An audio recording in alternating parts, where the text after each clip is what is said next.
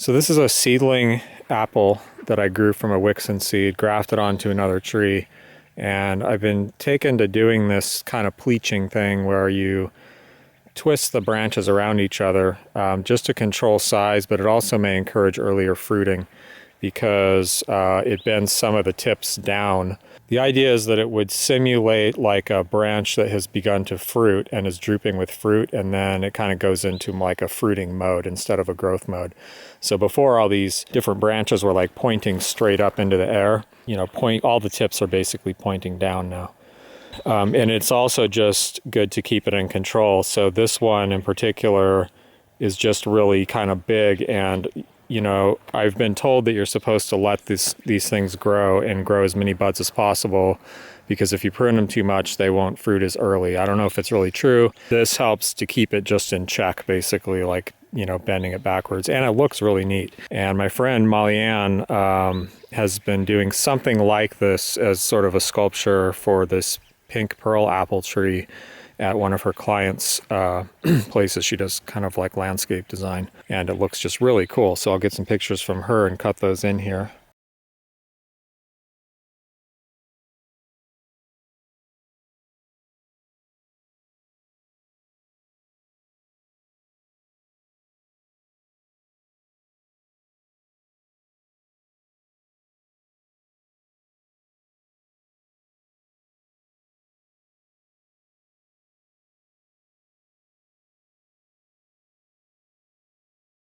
Here's another one here. This is the tree I showed in the beginning of my video on the traits in red-fleshed apples of red pigmentation. Like, you know, it occurs in the bark and the leaves and the flowers and stuff like that. And I was just kind of talking about that.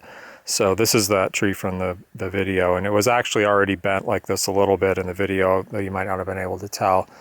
But again, what happened with this one is that I think I grafted it out to another tree, but it showed so much red pigment that I just wanted to be really sure. So I kept this seedling growing here, which was like, this used to be a nursery bed.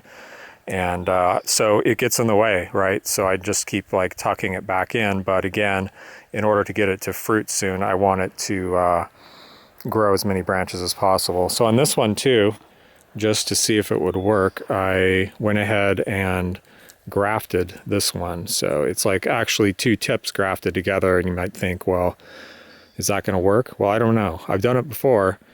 I did it on a like a heart-shaped tree where actually the sap had to, you know, go down and then be grafted into a scion the wrong way and then turn and go back up, and it actually works. The tree is still growing. I've also seen this in some publication or book that I found online. You know, it is a digital copy about growing dwarf fruit trees and size controlling fruit trees. I think it was maybe by a professor or something, but they were doing a lot of this kind of thing where they would just keep bending the trees back in on themselves to kind of control size and probably promote fruiting. It's kind of neat. It looks cool. It's just an experiment. Why not? See what happens.